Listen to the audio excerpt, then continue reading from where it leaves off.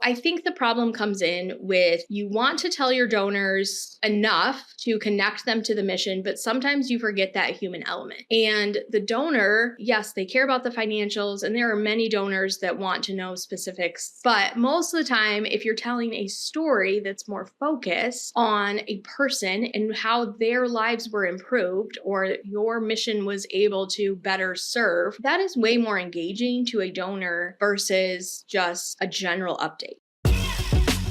Hey, welcome to the Higher Ed Storytelling University podcast, a show where we bring together Marcom leaders from both inside and outside higher ed to give you fresh perspectives on successful organic content creation and strategy in higher education. My name is John Azoni. I'm the founder at Unveiled, a video production company working specifically with colleges on their storytelling and commercial video content. You can learn more about our work at unveiled.tv. That's UNVEILD. And if creating content that resonates emotionally with your audience is a priority for you, then you need to be subscribed to the Higher Ed Storytellers Digest. It's my weekly newsletter where we cover a lot of ground about content creation and strategy in higher ed. So sign up for that for free at unveiled.tv/newsletter. All right, let's get on with the show.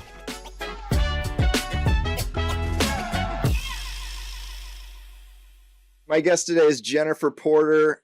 Jennifer is a dynamic leader in fundraising and strategic storytelling, known for driving multi-million-dollar campaigns and building high-impact partnerships that elevate mission-driven organizations. She's also the proud mom of the world's best daughter, Eloise, and a devoted queso blanco enthusiast who believes most problems can be solved over chips and cheese, which I would agree with. Jen, welcome to the show. Thank you so much, John. It's good to be back. Yes. So we've determined, I think, on this podcast that one time returning as a guest gets you frequent flyer status. Yes. So you are now a frequent flyer on the podcast. So if people were listening, you didn't hear the episode, we did it like a year and a half ago, almost 2 years ago. Probably, about Coach, which was a documentary for a higher ed institution that you kind of executive produced, and it was a really cool project. So we took you behind the scenes of that project, and we got Jen back here to talk about the theme of this episode is fundraising in higher ed, but kind of like getting specific about where donors can plug in on a specific level rather than just kind of like a general, like donating to the general fund. Like, how do we uplift specific needs that drive donations? Am I correct? Yeah, I think so. And even because the bread and butter of any fundraiser is the annual fund. You have to raise the annual fund or it doesn't exist, right? But how do you do that in a way that is so specific to tell the story of your organization or your institution without losing your donor along the way in just stats or just like the letter from your VP or your CEO or things like that? So how do you make more of a connection with your donor and still get them to give to the places that you want them to give, that they're passionate about, and can really have an impact on your organization and your mission overall? Cool. I think. So you and we're going. Okay. Yeah, because you and I were having I was having coffee the other day. Jen lives by me. She couldn't get her garage door closed, so she had to come late to the meeting and just sat down, and I had already had my coffee. So, but we were talking. I need to talk. We were talking, and it was one of those sort of meetings that like we wish we had hit record on it, because it was a really good conversation about storytelling and donations and fundraising and all the things. So we're going to try to recreate that today. But first off, I mean, we kind of learned something we didn't know about you in your bio about queso. Yeah. Tell us something people might be surprised to know about you, or expand on the queso reference. Yeah. I mean, whatever feels best to you. I can always expand on queso. I love it so much. It's a passion for mine. It is there for me when I'm sad. It's there for me when I'm happy. I've done business meetings over queso. I think it just lightens the mood. And, why not enjoy maybe, more than chips and queso with a little drink if you so inclined. Want to partake. Yes, if you want to partake. Well, solves the world's problems, I think. That's me. All right, good. Who has the best queso? Around here, I'm on the El Toro chain, which I was not familiar with. They are technically Pontiac, but it's like Auburn Hills, Center Point Drive. That is where you might find me anytime when Okay. I'm, or it specifically needs to be the white, like Mm, runny restaurant style queso for me. I yes. like, I mean, cheese is great, but another good one is in downtown Oxford. There's, oh gosh, I'm not going to remember the name of it. So we're in Copper. Michigan, by the Yeah. way. These are all Michigan references. Yeah. Yeah. These are all like local hometown, you know, restaurants that I will fully support their white queso game. Yeah. So my wife Laura, for the past, I don't know, year or so, she's a therapist, and she has an office that she just got in downtown Auburn Hills, which is in Southeast Michigan for people who aren't aware. And it's right above, literally one floor right above, what's the Oh, the Cantina Diablo, is that right? Diablo? Yeah. New one. I haven't been there yet. It's newish. It's not that new anymore, but I haven't been there It's yet. I good. gotta. Like you could see, like if you're looking at the restaurant from the street, whatever street that is, Squirrel or Yeah. whatever, and you look up one floor, that's Laura's office right there. So yeah, we eat a lot of Mexican food. I haven't tried their queso yet though.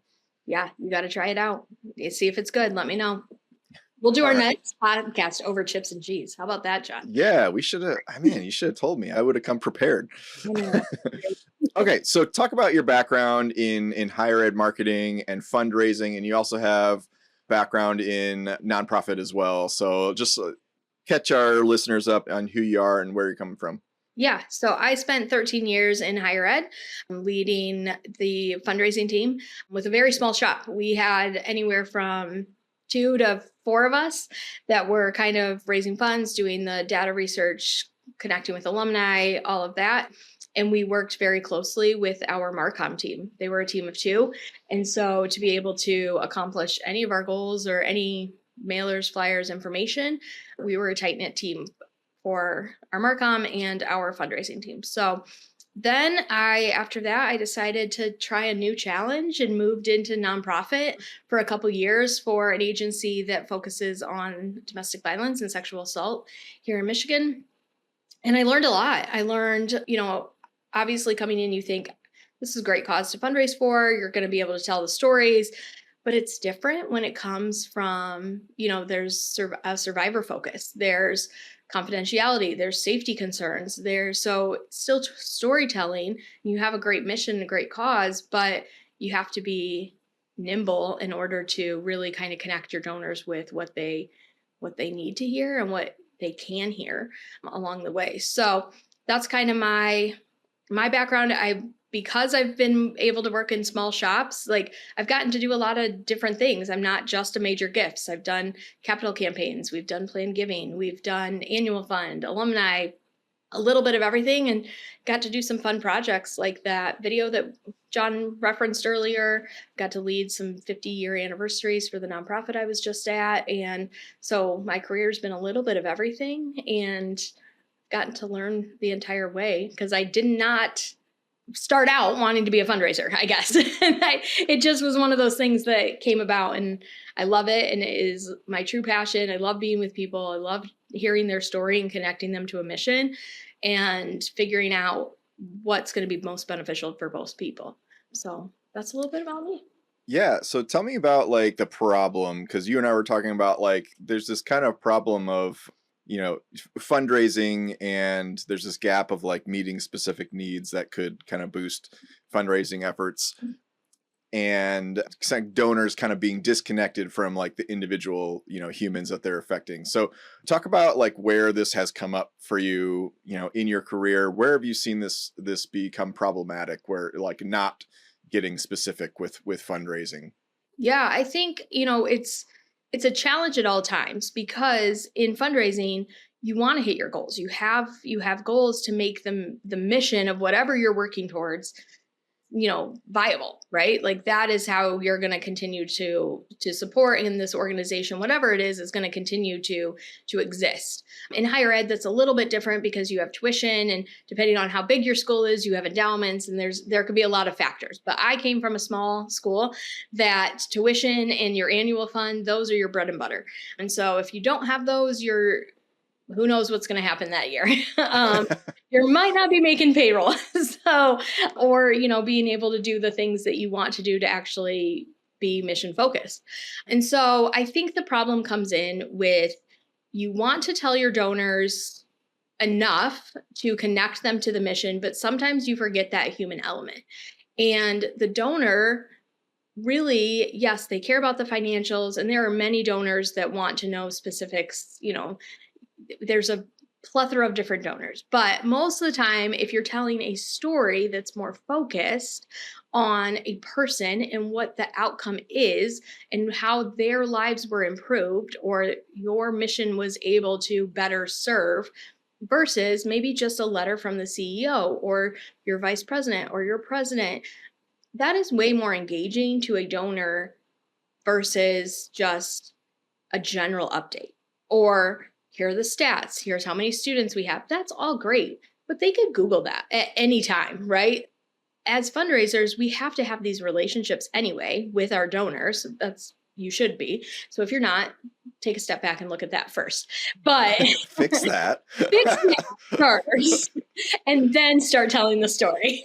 There's this TikTok that always pops into my head where it's like, oh God, I'm gonna butcher it. It's like, if you're this, like, fix that. Or no, he's like, if you're mentally ill, fix that, or something like that. Yeah. Anyway. Yeah, exactly. You're not talking to your donors, fix that. Yeah. If you're just giving stats, fix that. But I think, there are so many ways to engage a donor, even in annual fund giving, because you can tell a story. And John and I have done some videos together for the institution that I was at. And really, John and his team and a couple others that we worked with changed my mindset on that. And I think I just saw a LinkedIn post that you did, John, on asking better questions. If you ask bad questions, you're going to get bad answers.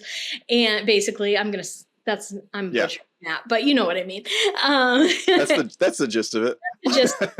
But I think, when it comes to donors, if you are able to really show them a face of, in higher ed, right? This is a student, this is a real life student, this is why they're going, not just their major, not just, what they want to be when they grow up, or, who their favorite professor is. But if you can get into the why that they came to that institution and what has made them stay, what are their goals and how has their life been impacted, and kind of show that daily life. And it's not always this massive thing that happened. It's not always like, oh, they were fully scholarshiped and they, came here and they've had this great awakening. No, sometimes it can just be the simple everyday student, or, whatever's happening in your nonprofit, but really engaging with that student in knowing and telling that story, basically, of what is actually happening on a daily basis within your organization, within your institution, and why that donor needs to help them. What is the problem that maybe this student is encountering?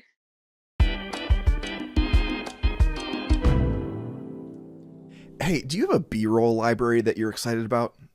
Do you want one? Because if content repurposing is something that you kind of geek out about, this is especially for you. And I want to tell you about my friends Jay and Tara at Walsh College, who brought a dying content strategy back to life just from a simple 2-day shoot with Unveiled that resulted in a massive B-roll library for them. Here they are. So in early 22, we had a big leadership change across almost all departments. The direction of the college started to become more clear. Once we had that real clarity of who we are as Walsh College, the content creation of everything else became much easier to do. And the commercial ended up being the exciting piece that we could tie everybody into in all departments and get everybody excited about what was to come. So we did a commercial in 2018, and then we didn't do one again until 2022. And in that time, we had exhausted every asset from all of it. We were really using a lot of stock image, a lot of things that were just very non-authentic. So the engagement on everything was low. The numbers in our enrollment was going right down with it. When John and I first talked, he was talking about this subscription base that he had, which I thought was really cool. It's a really unique idea to be able to make sure you have content ongoing. I knew it wasn't in the budget for us, so we decided to do a one-off. So what we did was we tacked on one commercial and 2 student slash alumni interviews. When we took the B-roll from all sides. So we took the B-roll from the commercial day, we took the B-roll from the student day. I've now gotten a year's worth of content. And really it's gonna stretch even further because I still have stuff I haven't even used because of the amount of things that we were able to do inside of a 2-day shoot. There's so much footage that you get back. It's almost shocking how much additional there is for you to work with, which is why we've been able to build out entirely new videos using clips that no one has seen before or take screenshots from it and without repeating it. It's been a huge transformation in the way that we can market and the way that I can design. We're seeing an increased traffic flow into the website. We're seeing alumni coming back and thanking us for the directions that we're going. I think a lot of that has to do with a lot of the efforts that we're doing, but none of that happens without the excitement that comes from getting the name out there and getting people to understand that Walsh is changing. And we're changing into a direction that's exciting for not only our future students, but our existing students and our alumni as well. So whether we're working together on a commercial campaign like we did for Walsh or an annual storytelling subscription, you get to keep all the B-roll and raw interview footage at no additional cost. And that alone could be super transformative to your ability to create ongoing content with limited resources. So book a call with me to chat further at unveiled.tv. Unveiled is spelled UNVEILD. All right, let's get back to the show.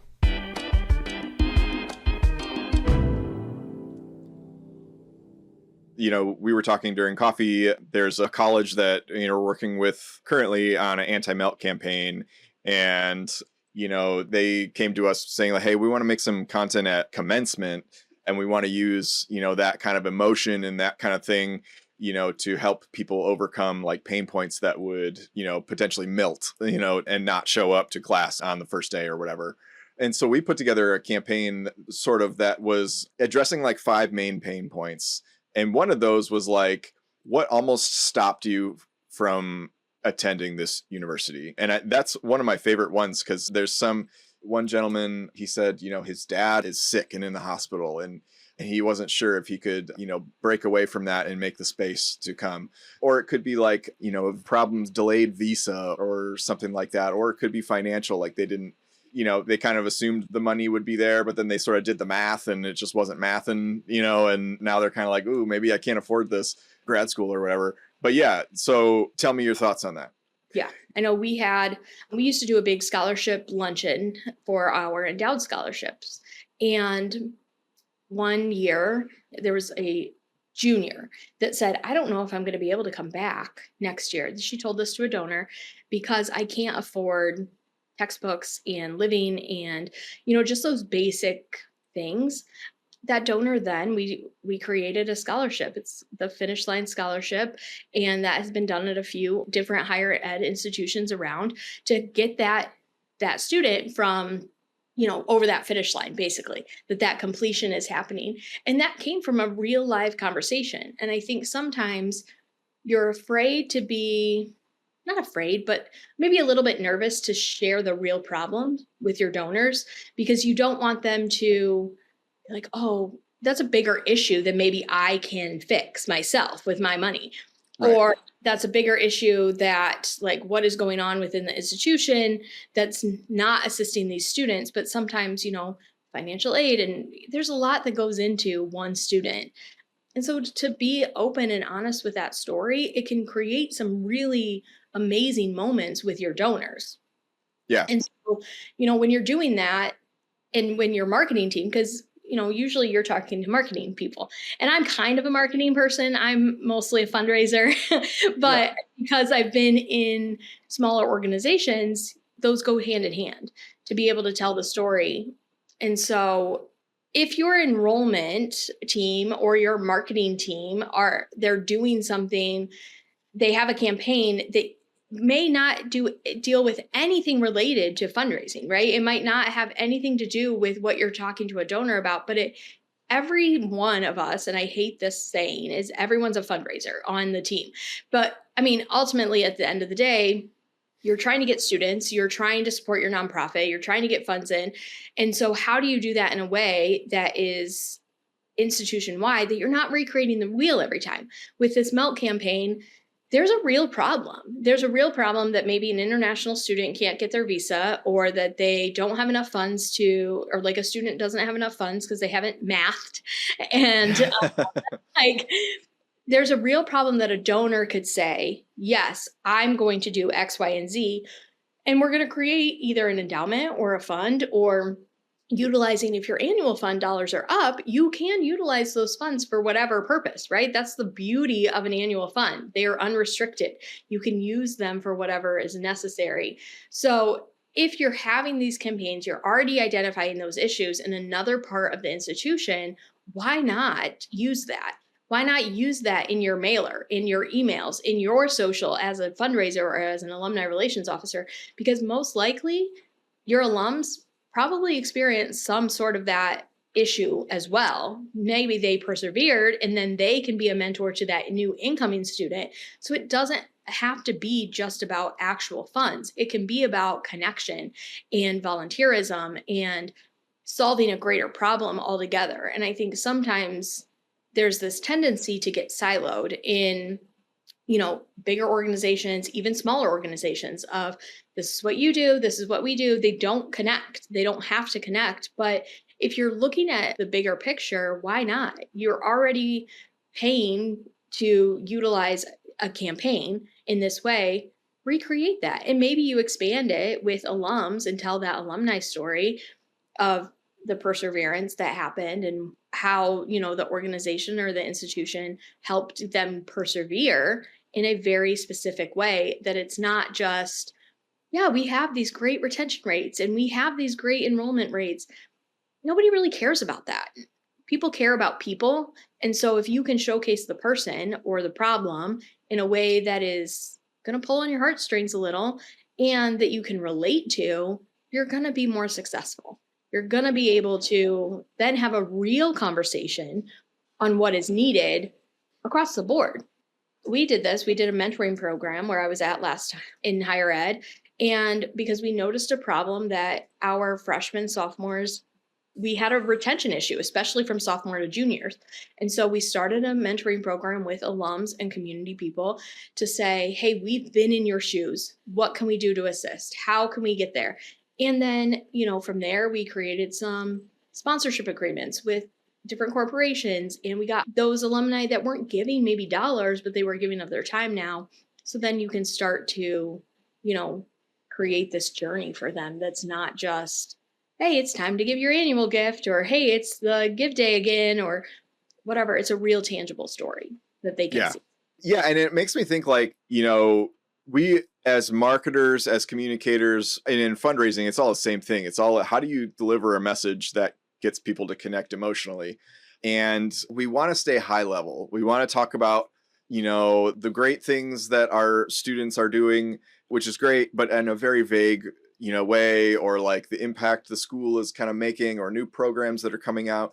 But like, what we need to realize is like, the more granular you get, the more people can connect with that. And so you and I had a funny exchange over the lacrosse field at this school that you were working at. And so we were working on a series of videos. One of them was interviewing the captain of the lacrosse team, and you guys were trying to raise money for a new lacrosse field. And she was talking about, like, she was real sweet. She was trying to really, talk around the issue.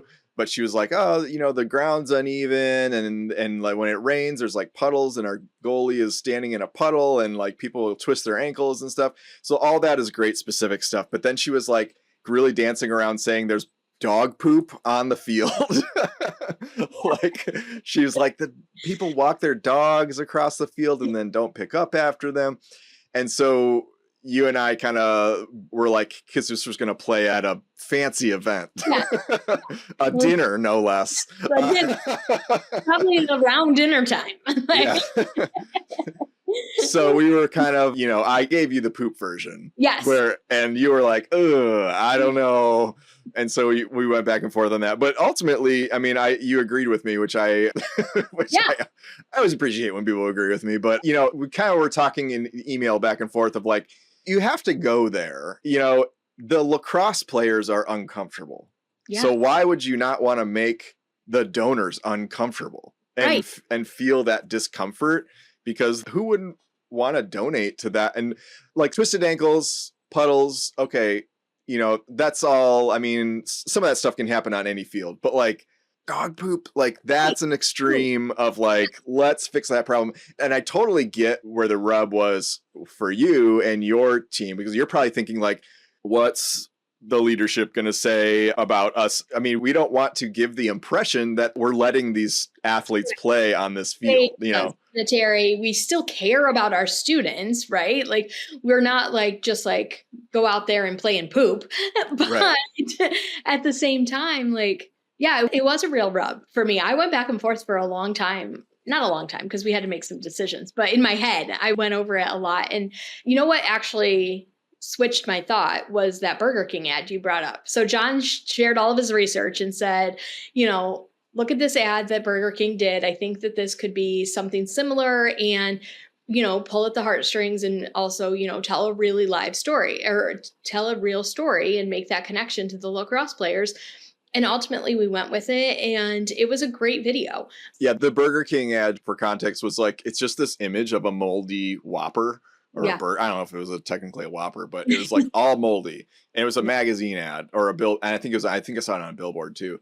But they're like, the text was like, real food is supposed to mold or get rotten or something like that. It was like, it's supposed to look this way if you're eating real food, you Yeah. know? And Yeah. I thought that was kind of a bold move, because it's like, why would you want to show a burger being all moldy and looking its absolute worst? You Ultimately, know? it's because you are eating good food. Like there is a good to that. And I think that that's what happened with the lacrosse. And honestly, I took that into my career in nonprofit with domestic violence. We had a survivor that unfortunately passed. So they had highlighted this survivor at a gala, a very fancy gala. She spoke the next year. She unfortunately was murdered due to domestic violence. But to tell that story of why it's so important for these services to exist, same thing, right? Like you don't do that lightly. And it's a humbling moment when you say, yes, this was not the outcome that we wanted or that anyone wanted, but it's a reality of the truth. And that is why these services have to exist. That is why we have to continue in our mission. And here's how, not only the why, but here's how you can engage, right? So you tell these stories. Sometimes they're not pretty. And I know the mood just here changed, even with us, you know, That's all right. like also it takes you on this journey with your donor, with your student, with your community partner on whatever you are experiencing that is real and that makes you closer and it makes them want to engage further and they understand why it's so important and how then they can plug in. It's not always financial. It's like I said before, it could be through volunteerism. It could be being an advocate. It could, you know, that looks different for every single person that you're going to encounter. But how do you get to those hard conversations or the conversations that are meaningful and impactful so that you can then make an ask? And that ask, Yeah. again, is not financial. I had a mentor, two mentors when I first started this career because I never knew I was going to be in fundraising. They said, never leave without an ask. And it could be, can I call you next week and just follow up on your kid's graduation and see how the grad party went?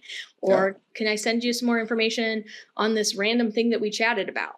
So I think when you're building those relationships and those connections, they have to be authentic or what's the point? That's my take on it. I'm like, what's the point on having these kind of fake relationships in life and in the work that we do in fundraising? Yeah.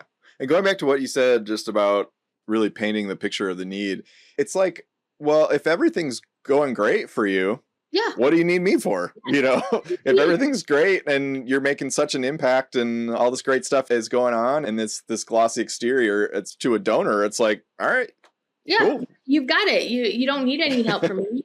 Like, and are you actually going to use my money to continue your mission? Or are you going to start something new? And there are donors that want to be a part of something new, right? Like, great, we're going to utilize that. But your something new can also tie back to your mission, and it should tie back to your mission.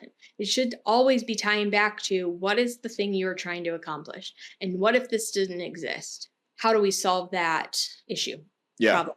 whatever it might be. Yeah. And as a donor myself, I mean, of whatever, different charities and things like that, Yeah. it reminds me of like, I don't know if Kiva is still around, kiva.org. Do you remember that? Where like, it's like micro lending and you have these people overseas that were like maybe going to like start a business or a farm or something like that, but they just needed this one need covered. Yes. And so they would shop this out to like donors, like just normal people who would give $10 or whatever. And then eventually the money would get repaid as they made profit from the business. So, but like you could sort of sort through like what types of needs or like how close they were to their goal or something like that. And I always would find myself sorting to find like, what's going to put someone over the edge with my $100 or whatever. Like, you sort of like don't want to just give into a black hole where you're like the donor in the middle of the process where you're bumping the number up, but it hasn't reached the goal yet. I would always like to find what's going to like with this donation, they're going to get an email or a letter or whatever, and they're going to be super excited that they met their goal. Like you've solved the problem. Like it's a specific problem. And I always think about that, or like kind of how we were a little bit bummed when we used to support this orphanage in Mozambique, Africa, and we sponsored one of the children there. And, you know, it was communicated to us in a way that like your dollars are literally going toward feeding this specific child. Yeah. And then as we dug a little further after we had been donating for a while, we found out that actually it's just going into the general fund. And this child is just sort of like a shell for helping you try to feel connected to somebody. And that was disappointing for us. Yeah, I will say that's something that you have to be careful of when you are being very specific in your storytelling. If you are not communicating, like, because that's a lot of times what happens, John, honestly, is that you're going to tell this very specific story, but it might not be going to that lacrosse coach, right? Or like, for that one, specifically, it was going to go to this capital campaign. But you do have to be careful as a fundraiser when you're talking and thinking through specific storytelling, but also educating the donor on, is it actually this one child or this one college student or this survivor or whatever it might be? Or is it to fund a greater mission of students like that or survivors like that or whatever it might be? So you do have to be communicating in a way that still is making that donor feel a part of the process. Because I do think that's something that could get you in a little bit of trouble, right? Like you guys didn't feel good after you were like, no, I'm not feeding this child. I'm feeding maybe like salaries and things. Yes, exactly. Yeah. And so you have to be careful as a fundraiser, especially when you're using these specific campaigns, but also, you know, communicating that in a way that is still meaningful, but not like, you know, like an asterisk or bold text of this is general annual fund, you know, like you can still do that in a creative way. And I think, again, it comes back to that communication and that one-on-one with your donors too. It just depends on how you're using those stories. But that's something that when you said that, I was like, yeah, I mean, that could very easily happen when you're blanket storytelling. If it's not, you don't have specific funds set up, you know, there's not a restricted fund or there's not, you know, a designated fund for this specific problem. Yeah. So have you seen any examples where like a donor really connected to a specific story and like really lit up, or like where just something really specific like put a donor over the edge to giving or partnering in some way? Yeah, I think so. This is actually a corporate sponsor that I just had at my last nonprofit, that they were looking for a nonprofit to support for the year. And they had a couple meetings, they'd done their research, philanthropy was kind of a new thing for them. But we went in and I did my presentation and kind of talked about what we do and the services. But I brought up specific examples of the work, the people, without using names, because sometimes you can tell a story, but you don't want to, you know, names have to be changed, faces have to be changed. There's a lot going into it. But once they heard this very specific survivor story, they were in. There were a couple of them. There were two stories that I told them. One about a survivor that she is amazing. She's a nurse practitioner. She's an MP. So, everybody thinks of domestic violence maybe as lower class or different races, but it happens to everyone. So I'm telling that story, and I'm sharing that, she was very close to being murdered, unfortunately. And she got out of that situation. The police were able to assist. She lives this big, beautiful life now, but she still has this in her life. And now she's becoming an advocate for the cause, and she's okay with telling her story. And, and I share that story only today because she was okay sharing that story. So that became very tangible to them. That happened in our backyard. That was part of why they wanted to do that. Another story I shared with them was we did a summer camp, and there was a little boy at the beginning of the week that he did not want to be there. He's gone through so much in his life, and he just was angry, and he had a lot of behavioral issues. But by the end of the week, he didn't want to leave, and he just was safe and at home. And a lot of people, especially when you're working in trauma, a lot of people think it's so sad. How could you do that work? It's not sad. Like, I would say it's not sad because you see the hope and you see the good that comes after that. And so those stories that were very specific, that became more tangible to them, just in a 30-minute conversation, really changed them, because I'm not sure we were going to be the charity of choice. I think that like, it was good, right? Like, but they had 10 other great charities that they could have picked from. And, they were a male dominated business. And, a lot of times, again, people associate female and kids with this kind of work. Again, it happens to everybody. So, it was kind of like, okay, we're here, tell these stories. And that changed that. And we had an amazing partnership with them. And they've really dug in as some of the best corporate partners I've ever seen or had. That's really awesome. Good for you on, getting specific with them. That reminds me of, because I recently did a webinar, and it was called Higher Ed Content Creation, but Make It Not Suck. Yeah. And we talked, and one of the slides was talking about this study that was done with Save the Children. And it was kind of exploring this theory of the identifiable victim. And so I'm going to sort of really broadly paraphrase, but basically they were participants some of them were given a statistical appeal. So there's millions starving in Africa.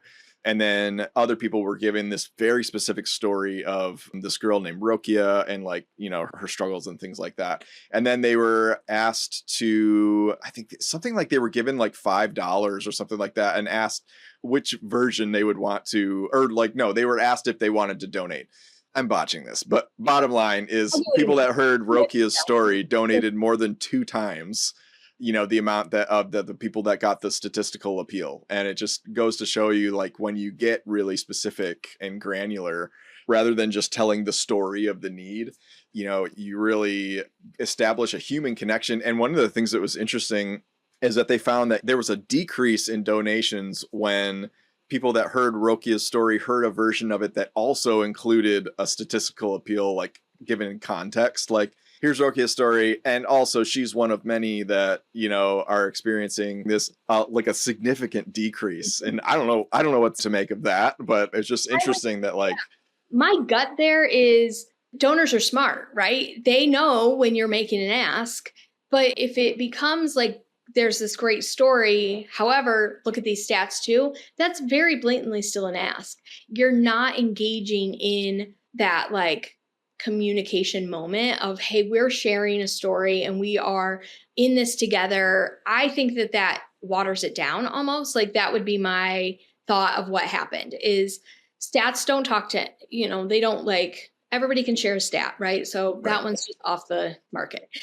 But then you have this amazing story, but it's watered down then by these stats of, I don't really care about the stats. I want to know what happened with Rokia. I want to know that story, and great, the stats exist, but what do those mean to me? And how do I engage in a stat versus this person? And then it's very clearly that you're just using her story to get funds. That's my perception, as maybe that's my own donor profile. But I think as a fundraiser too, there is a balance at some, at points, right? If you're doing kind of an annual fund or an annual report, you have to share the stats. But that can also be you're telling a story. It doesn't just have to be the stats. However, if you're doing a mailer or you're doing a video campaign or whatever, why also include the stats when you hooked them and you have Yeah. them? Now you want to say, what do you do with that feeling? Not, oh, here's some data because we're going to spreadsheet it out for you. No, who cares about that? Like, we want you to do something tangible with that feeling that you've just gotten from reading that story. That would be my thought on why that one was significantly lower, because it seems cheesy and it seems like a gotcha almost. Yeah, yeah. So at your previous institution, you used to do a lot of like these partnership dinners and different events and stuff like that. What has been your criteria for picking stories to tell that you feel like your donors need to hear? Is it like impact focused? Is it like, hey, we need to tell a story of this great thing that happened? Or is it like the student that was struggling? Or what's your criteria? Yeah, I think it depends on what's happening that year and what the goals are for the institution that year. Because again, you want to always be living into your mission as an institution. And hopefully that comp plan is not just your development comp plan, but it's a greater communication plan that you're kind of like moving into. So there have been years where we've told the struggle story. There have been years that we've said, hey, this is really great for us. And this is the kind of student that is here. And this is where your dollars are going. When we were rebranding and name change, we went through a few name changes. And so people didn't understand necessarily who we were anymore. And so we really wanted to showcase students and showcase that, yes, we are still the institution that was created, formed back in 1959, but we've updated with the times and the student body is wide and diverse. And we are still, though, at the core, educating these students and creating this. That's why this small community is so important.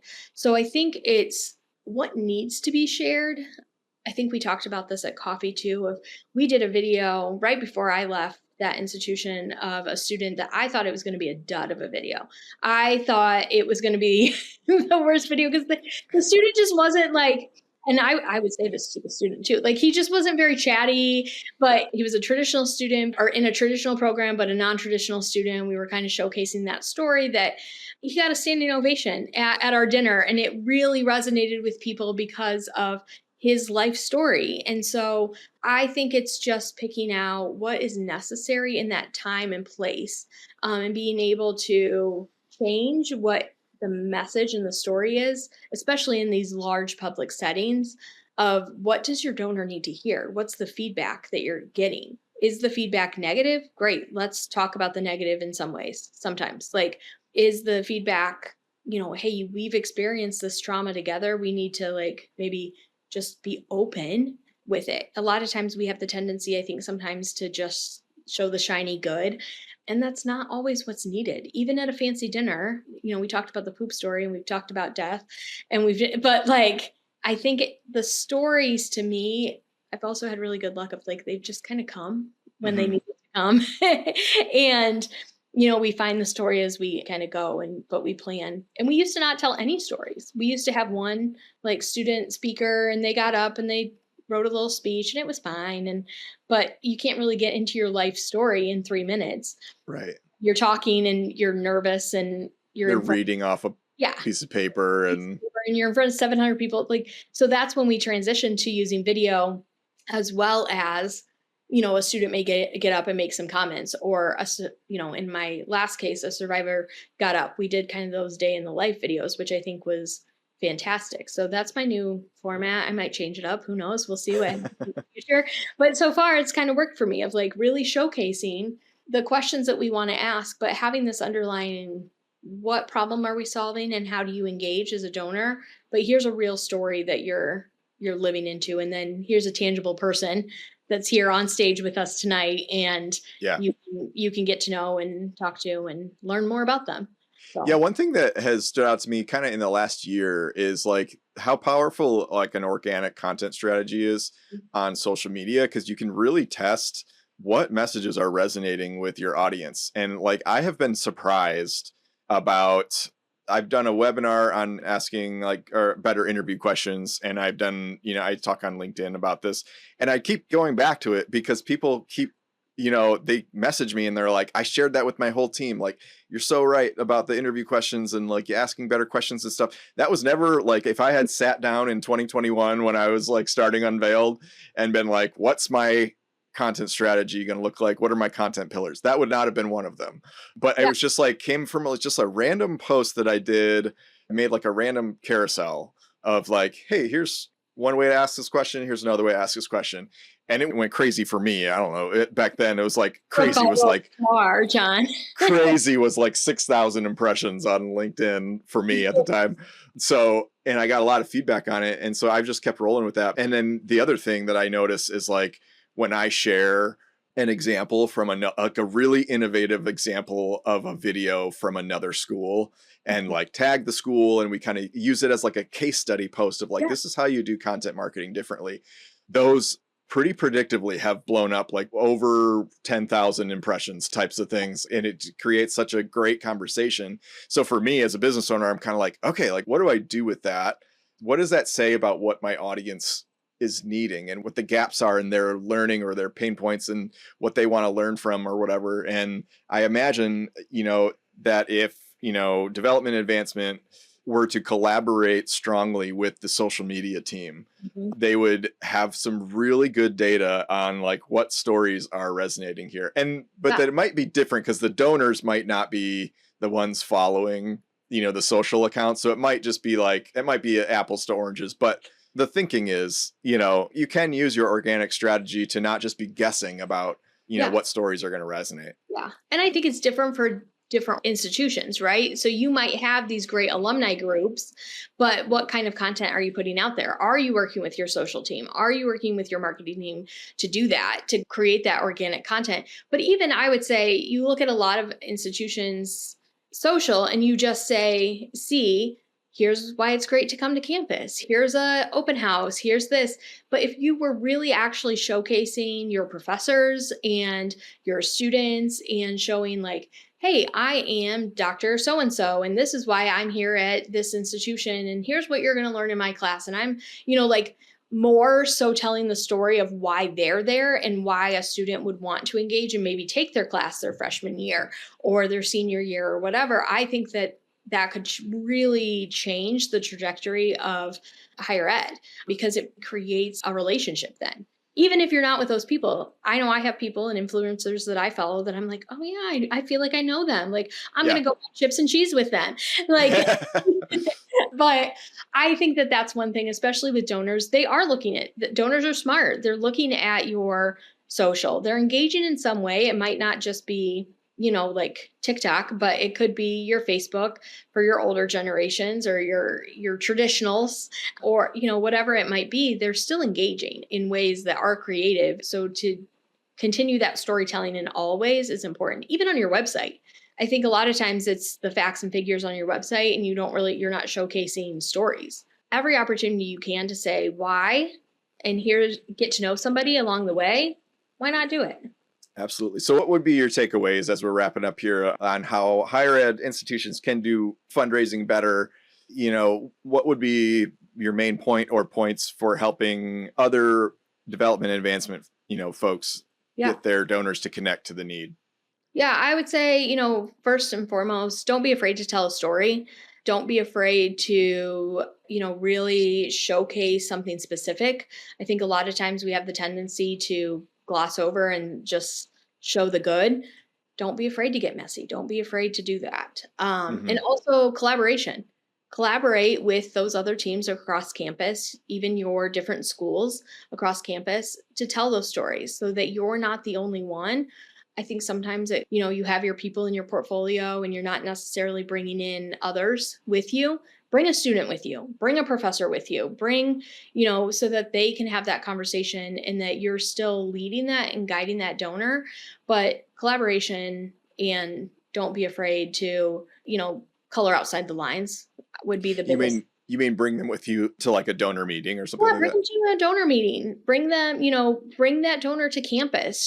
Have them sit in a class with a professor or a student and, bring them so that they can really tangibly see what is going on. It's not just you relaying that information, but it is, here's what's happening. here's how you can engage in a real way. And I think, if a student shares something that might be like, oh no, I didn't want that shared with a donor, that's okay, right? Like, just be prepared to have the hard conversation, because we're not trying to hide anything. Ultimately, a donor will give if they feel connected. And if they're not the right fit, it's okay to let that donor go too. They might not be a good fit for your cause. You find a new one. You find one that is a good fit, and then you can have those real authentic conversations with them. So to wrap it up, I'd say color outside the lines a little bit when it comes to like your storytelling, and then collaborate with others and what that storytelling could be, what it looks like. Get that donor that tangible feeling of, I'm really helping, and this is who I'm helping. Even if it's for your annual fund, maybe you don't have a specific, like, I don't know, new tech center that you're trying to raise funds for. But even with the annual fund, you can still make that tangible for a donor through storytelling. So those would be my kind of takeaways. Like, use your resources. If another department is already using a video or doing this, they have this comp plan, use it too. Just figure out ways to make it work for you, right? Like, you are going to give them all this B-roll. Graduation B-roll, that is great for alumni relations. Telling the story, that is like prime donor engagement right there. So why split the costs between departments, use it, and get your money's worth? That's what I would say, is like, don't be afraid to reuse content in just different ways. So those are my 3 points, I think. Love it. Cool. So it's been great having you. Great to see you again. I know I saw you just a week or so ago in person, which is a rare meeting. I think the only other time, it's so rare that I have like kind of work-ish meetings with people. I think the only other time was the previous time that you and I met for Starbucks like 2 years ago. Because I make you coffee with me, John. Like, I'm going to get out of your like soundproof cell and come out. I know. I had to actually like get out of my pajamas and like get in my car. There. Next time we're going to go have chips and cheese and like maybe a margarita, and we'll record it. So like it's more authentic. Maybe I'll start chips and cheese in conversation with Jen. I love it. Yeah. Cool. Well, where can people connect with you at if they want to reach out to you? I'd say the best way right now is LinkedIn. So you can check out my LinkedIn profile. I think it's Jennifer Porter on there. There's a big hello banner. So come say hello and connect with me there. All right. Sounds good. Super great seeing you. Always a pleasure. Thanks for being here. Yeah. Thanks, John. We'll talk soon. Hey, thanks so much for listening. 3 things I want to invite you to before you go. Number 1, if you want to know what's working right now in higher ed video, like what videos are getting tons of views, likes, comments, all that, you can get ungated access to our report, aptly named What's Working in Higher Ed Video, a comprehensive guide for higher ed Marcom leaders and content creators. So check it out at unveiled.tv/higheredvideo, and you might want to bookmark it because it's designed to be a resource for you that you can keep referring back to for inspiration. Number 2, reminder to sign up for my free newsletter all about content creation and strategy at unveiled.tv/newsletter. And number 3, follow me on LinkedIn. If you're searching for me, my name is John Azoni. It's spelled JOHNAZONI. I'm on there all day, every day, for better or for worse, posting regular content and engaging with folks like you. So I'd love to connect with you on there. And with that, we'll catch you on the next episode of the Higher Ed Storytelling University podcast. And as always, I am cheering you on. Okay, bye.